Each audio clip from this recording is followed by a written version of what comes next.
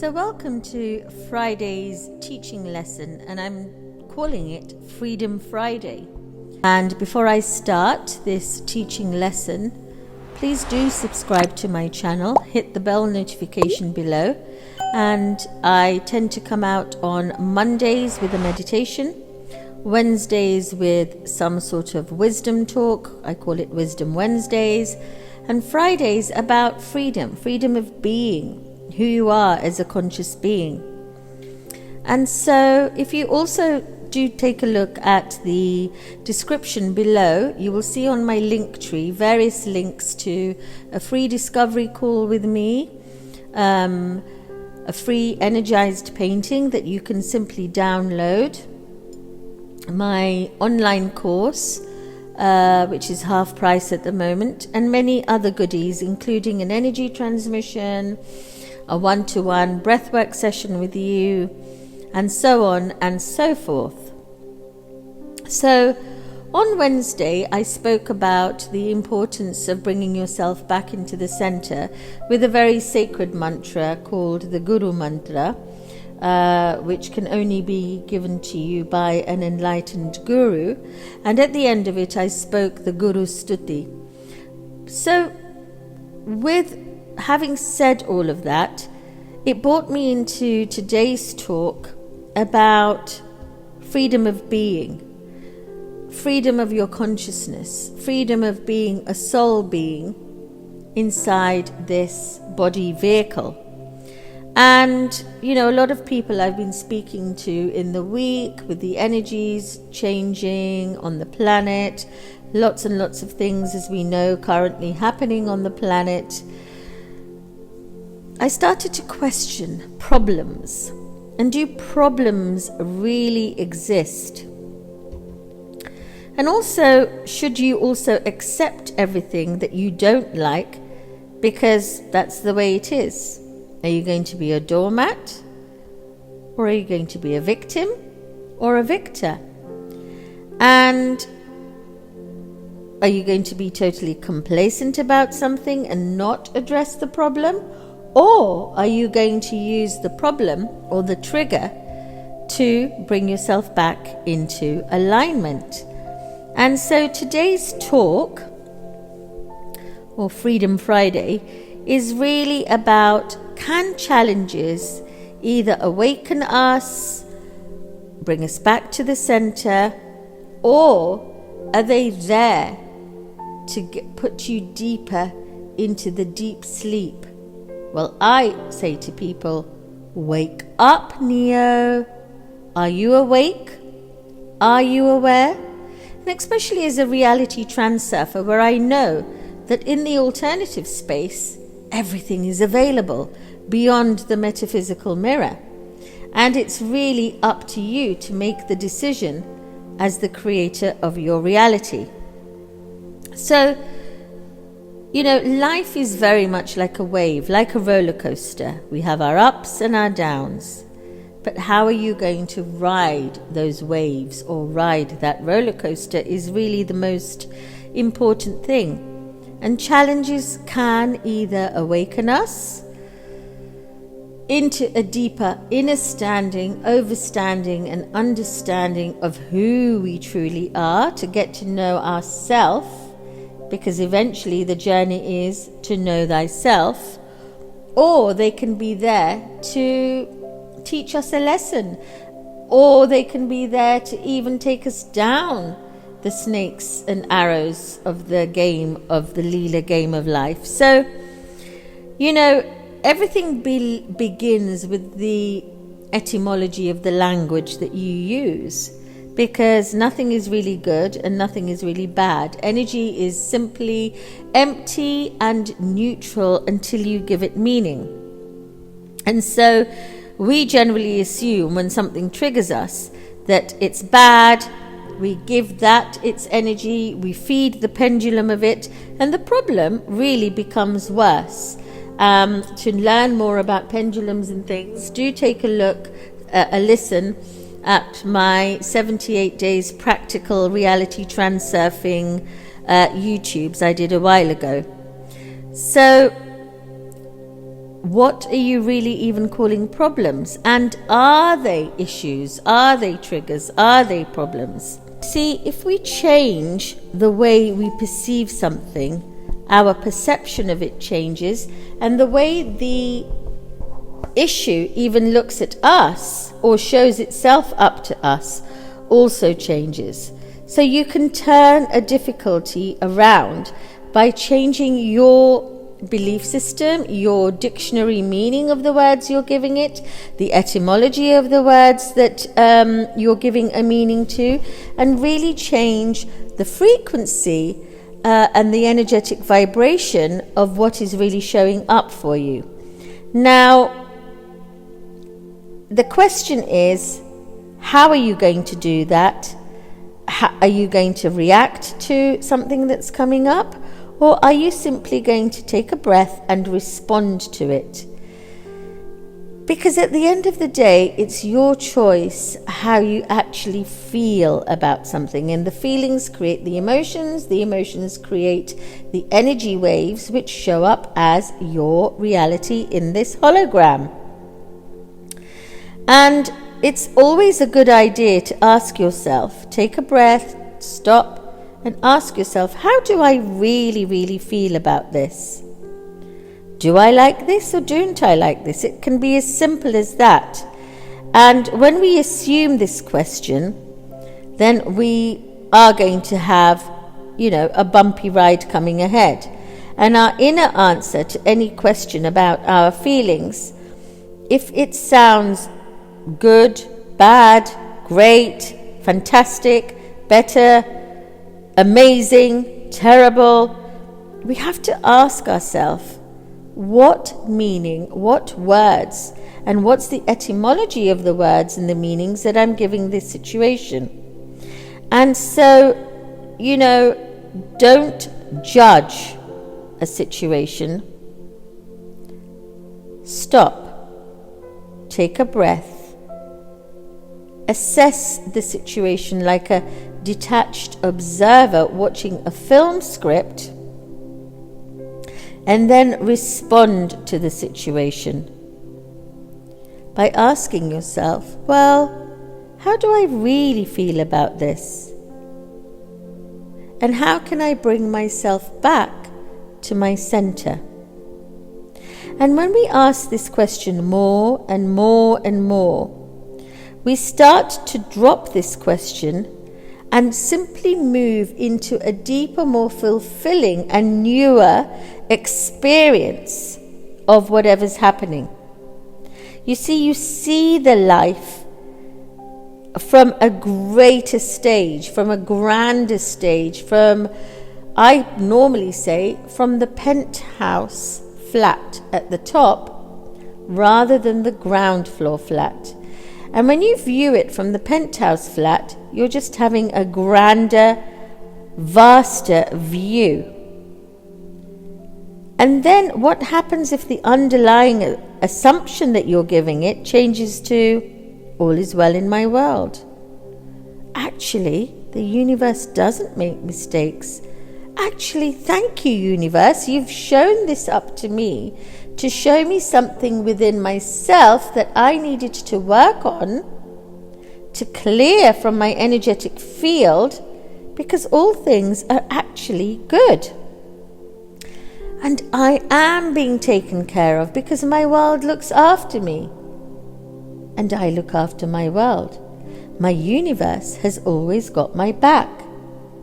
I am always guided in all situations. And so what if you then decide to look at the situation with a different pair of lenses or spectacles? You see, in that moment, you can choose to see your life in that now moment as either an obstacle or an ally.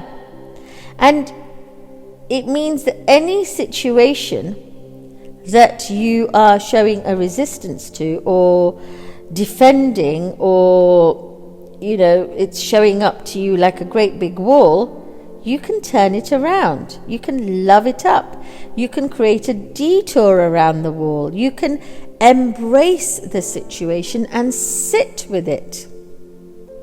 And when I say sit with it, you can actually just invite it into your field of consciousness, offer it a cup of tea, and an opportunity for you to experience it in your stillness. You see, the universe is always saying, I will be whatever you intend me to be. I am just reflecting back to you what is going on within you. And so the universe is pretty much like a boomerang. What you give out is what you get back. And it's saying to you, well, I'm only showing more of you to you. I'm only melting into more of you to you. How you treat me is how I treat you, and vice versa. And this allows you to view your circumstance not as a problem, but as your inner state of being. You see, it's not the circumstances that create the state of being. It is the state of being that actually creates the circumstance. And for further information on this, I do invite you to have a look at my Basic Laws YouTube that I did a little while ago. If you see your circumstance as a problem, then you're going to have a problem. If you see your circumstance as an exciting journey and turn yourself inside out and look at your own state of being as to how you're going to respond to that circumstance, you then take ownership, you take your own power back, and you can then choose to actually create new opportunities of different actions that you think you can use to make a response to your circumstances. And you can respond with a higher frequency, a better quality response when you see things with a higher quality perspective. Change your thinking to change your life. And in this way, you do not create any more resistance for you. You do not create any more pain for you. Because the more you insist on something, the more you resist to it. And by wanting to be like somebody else, or in your future presence rather than in the present presence, or somewhere else, or doing something else, you're actually not being present to the situation for what it is. So this takes me on to another step. Look at the situation and accept it for what it is, because there's nothing you can do about it now. But what you do have control of is taking an action towards it as a response. And sometimes when you take this action, we take it as a form of a defense mechanism. You are not in a self-defense class.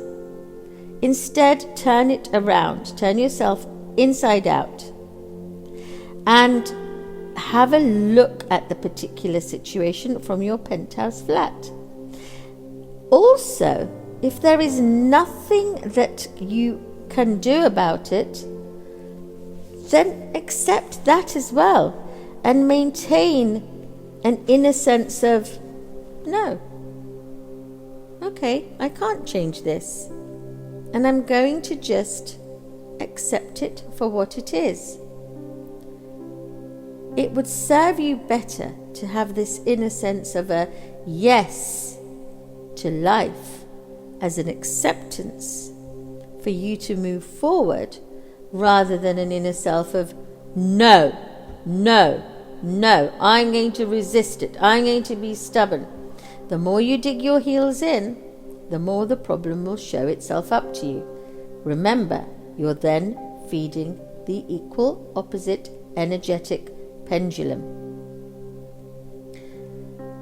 And so the universe is like a mirror, and it's showing you more and more and more of you. This is a rule. This is a law. And so every single trigger that comes up for you contains within it an inner light. And I invite you to look at that trigger with a different lens, in the knowing that it's got a light inside it. So you are then being shown opportunities within these triggers, but it's up to you to reveal those opportunities to yourself. And how do we do that? Once we have learnt the lesson that the trigger is showing us up. And from that moment, you can then start to take a new action, a new direction that you perhaps might have never even thought about before. You see, remember, anything we label as terrible or bad is really just a reminder of what's going on within us, but it's also creating our destiny. And so use it. Use the hard experiences, knowing that they've got light inside them. Use them as opportunities to go within, deeper and deeper into your own true self. Imagine yourself to be like a tree who's simply rooting itself deeper and further into the ground. After all, we always go back to nature, and we are nature beings. And by doing this, you will start to connect with your own inner light. But not only that, you will start to see the inner light that the trigger has shown to you. Be the love that you are. Be the creation that you are. Be creative in everything that you do, because this is your true nature. Be forgiveness. Be compassion, because all of these qualities are much more powerful, because these are the qualities of the soul, and a soul-conscious person is who you truly are. Let go of all the false narratives and only hold on to the inner light of your soul, whose foundational blanket is based in love. And with this, keep a little journal for yourself, or I even make energized journals, so feel free to order an energized journal from me. And write things down in your journal of things you've learnt along the way.